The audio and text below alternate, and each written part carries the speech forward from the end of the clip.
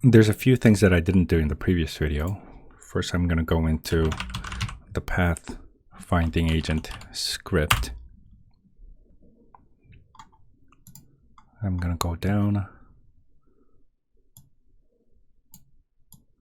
I guess we don't need this window. And here,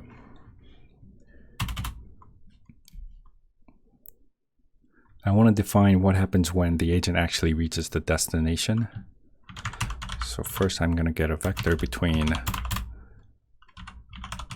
this game object transform versus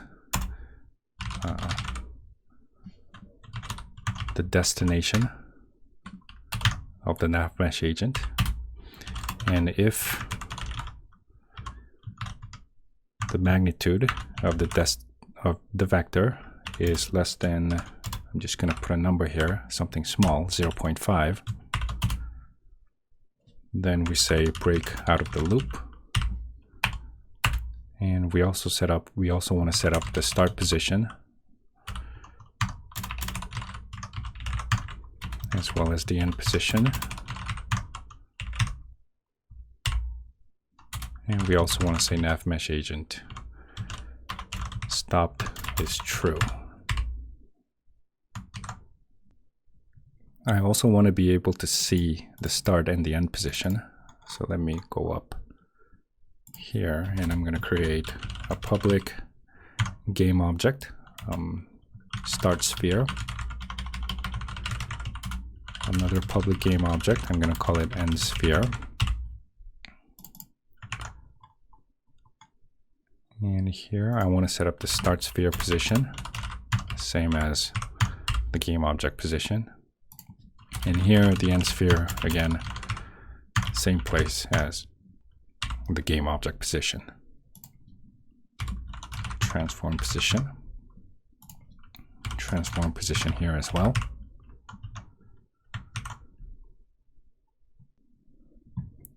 Okay, save everything, and I'm going to go back to Unity.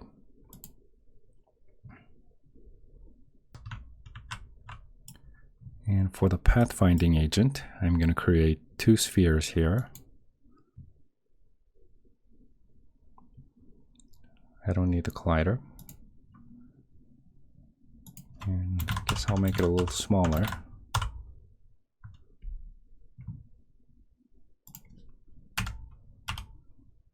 Okay, so this is going to be the start sphere. I'm going to duplicate it, and I'm going to call it end sphere. And I'm going to drag in the spheres into the variables. And I'm going to apply. I forgot one more thing. I'm going to go back to the code.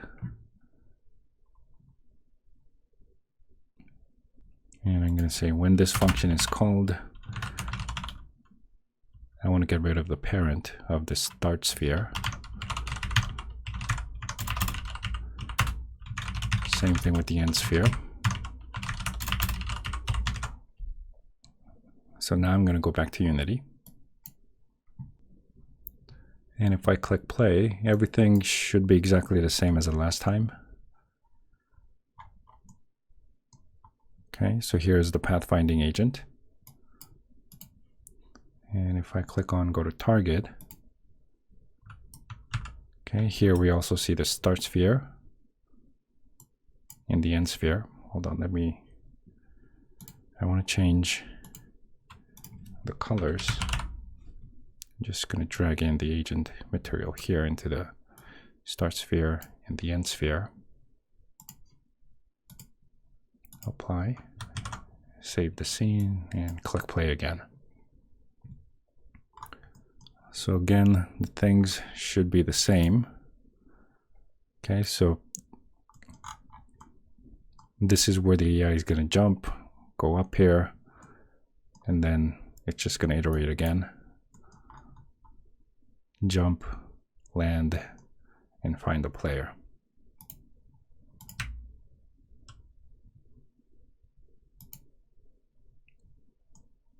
Okay, we also see the positions here.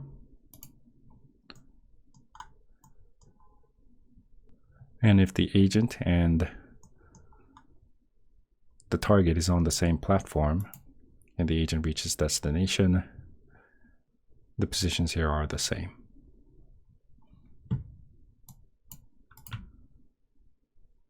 I think I'm also going to change the main camera here. I want to be able to see the platform. So let's make sure that we have this checked, save during play. And I'm going to adjust the position of the camera, just the offset.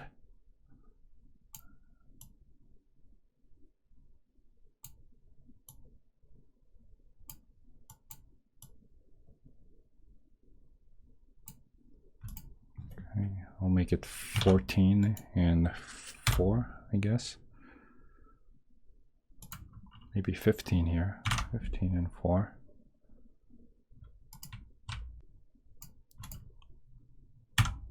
$15, 2, and maybe I should change the screen Y position so that you can see the platform.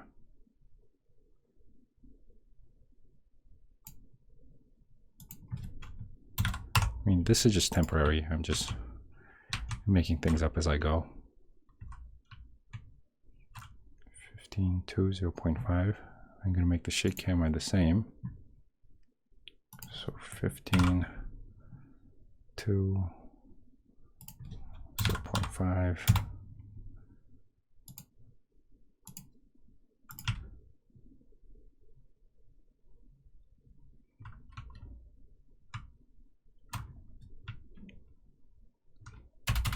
Okay, and everything else is the same.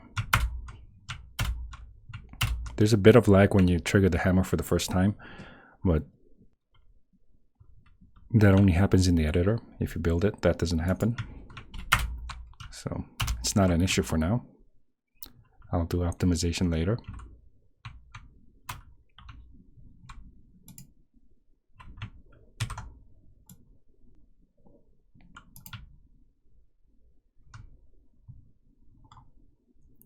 And as far as I can tell, the agent is working fine.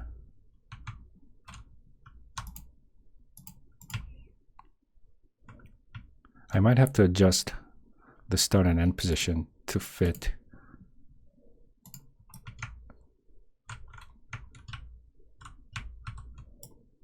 to make it fit the links a little more precisely.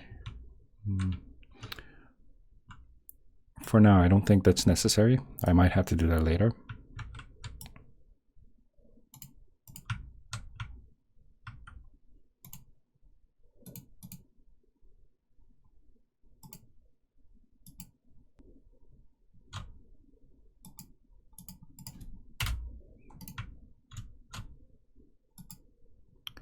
For now, I think everything's working fine. In the next video, I'm going to start writing code for the NPC to use the agent to get to the player. So that'll be it for today. Let me know if you have any questions, and thanks for watching.